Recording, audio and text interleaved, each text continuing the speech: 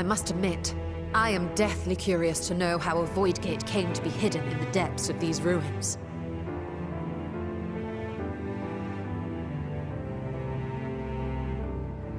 To tell that tale, we must first peer far to the south, and even further into memory.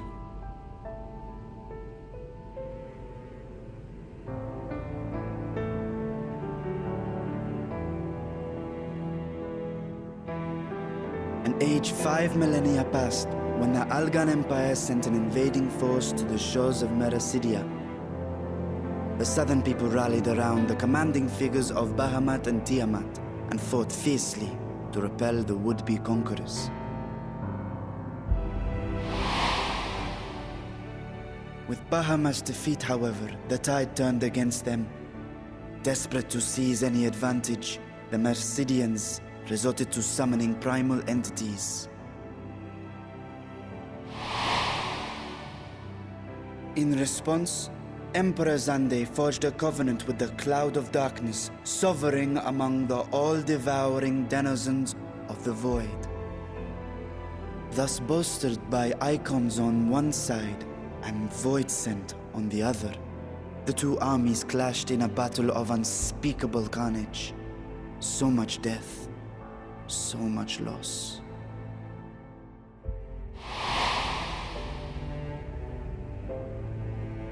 I consider myself well versed in that period of history, yet you speak as one who witnessed it happen. Indeed, I did. I heard Tiamat's roar of defiance and sped toward that war-torn land.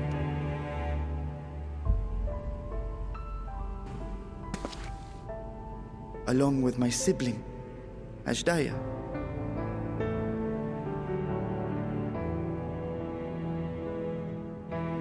We dragons are not male or female as men are wont to classify, but elder sister is the closest a mortal tongue can come to describing what she meant to me.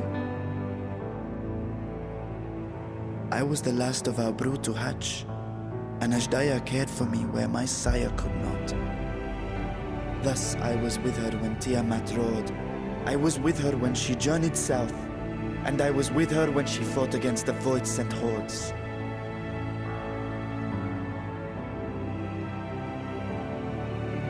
Yet no matter how many of their vile fiends we cast down, more rose from the abyss to take their place.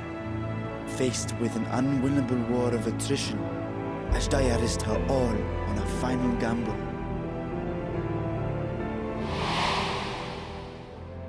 She plunged through the voidgate itself to strike at the root of their strength.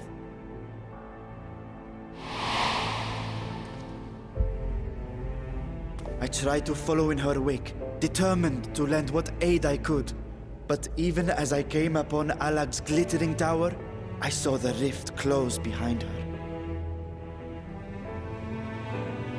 And Azdaja has been lost to us ever since.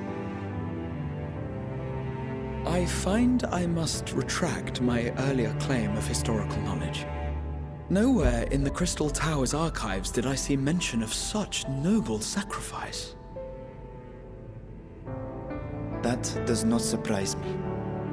To Allagan eyes, it must have seemed as if a lone dragon, driven to madness, simply dove through the gate and did not return. For my part, I spent long years searching for the means to reunite with Azdaja. Until I could search no more. Until Allag was dust, and the art to open a void gate large enough to accommodate a dragon forever lost.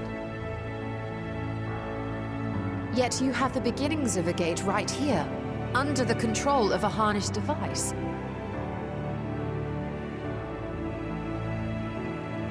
My discovery came before Azdaja was founded. Though I scoured the lands for a method to cross the rift, it was beneath the sea that I chanced to find a natural planar fissure. It was, however, far too narrow to admit a worm's bulk.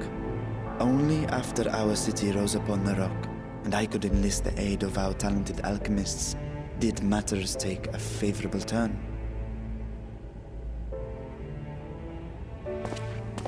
Their dedication was beyond reproach. Tirelessly, they worked to expand the fissure, and after decades of toil, it finally grew to a size that a child might pass through.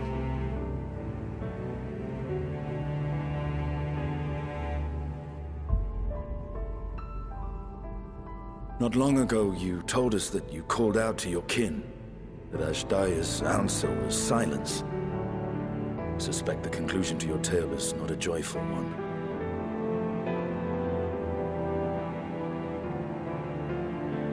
With hope in my heart, I used the simulacrum to cross the threshold. But no, I did not find her. What I found was a host of voidsent, clamoring around the opening they had sensed. 'Twas but a moment, but enough.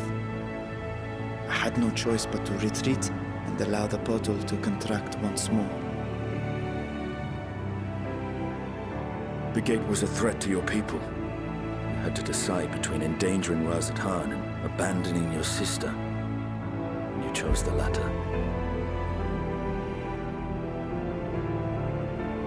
'Twas not that thy sibling scorned thy call. 'Twas that she was trapped beyond a barrier through which neither roar nor dragon may pass. Even now, in the desolate world of the 13th. I can scarce imagine your pain, yet it was wise not to linger in that place. Too long a sojourn, and even a being of your power risks being warped into a creature of the void. You've seen this phenomenon before, when we stepped into the darkness.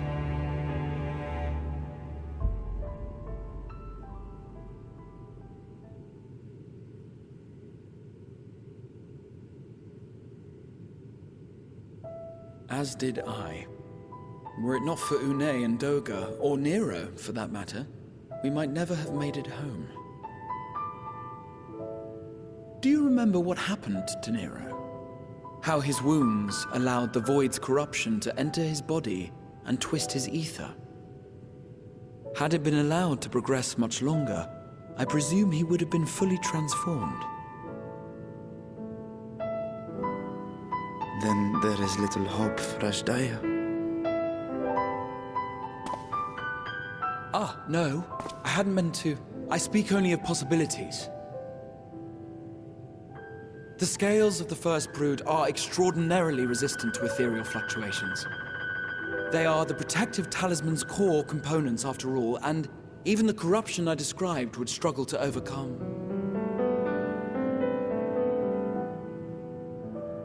Of course. With the warding scale in one's possession, one could conceivably survive a stay in the 13th without being warped by its energies.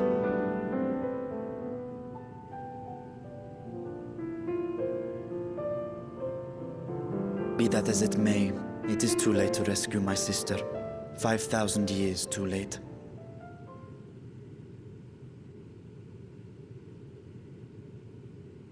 And now countless others look to me for guidance and protection.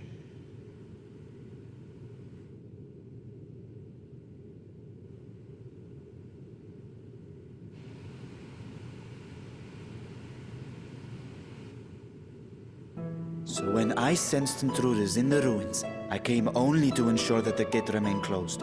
That, and to secure the treasure, of course.